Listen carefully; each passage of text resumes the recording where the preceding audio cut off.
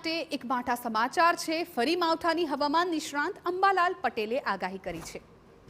3, 4 અને 5 ફેબ્રુઆરીએ માવઠું પડી શકે છે। જીરાના પાકને માવઠાની અસર થતાં કાળિયો રોગની શક્યતા છે।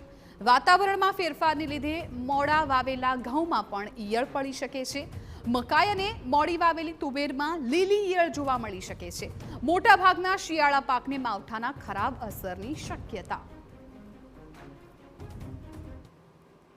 વિષમ હવામાનની વિપરીત અસરના કારણે ઊભા કૃષિ પાકોમાં રોગ આવતો હોય સામાન્ય છે, જેમાં જીરામાં ખાસ કરીને કાળિયો અને ચરમી, જેને અલ્ટરનેરિયા બનસાઈ નામની ફૂગ ગણવામાં આવે છે। જો ઘઉં જો મોડા વાવેલા હોય, અત્યારે ઘઉં ઊભા હોય તો એમાં ગાભમારાની ઈયળની શક્યતા રહેતી હોય છે। મકાઈ જો ઊભી હોય તો એમાં લીલી ઈયળની શક્યતા રહેતી હોય છે। જુવારમાં જો બીજ આવી ગયું હોય, બીજ દાણાની અંદર બીજ આવ્યું હોય તો એમાં મીજળી ઈયળની શક્યતા રહેતી હોય છે। રજકો છે એમાં લીલી ઈયળ, ફેબ્રુઆરીના અંતથી લગભગ હવામાનમાં વારંવાર પલટા આવે તો એમાં લીલી ઈયળની શક્યતા રહેતી હોય છે। વડોદરામાં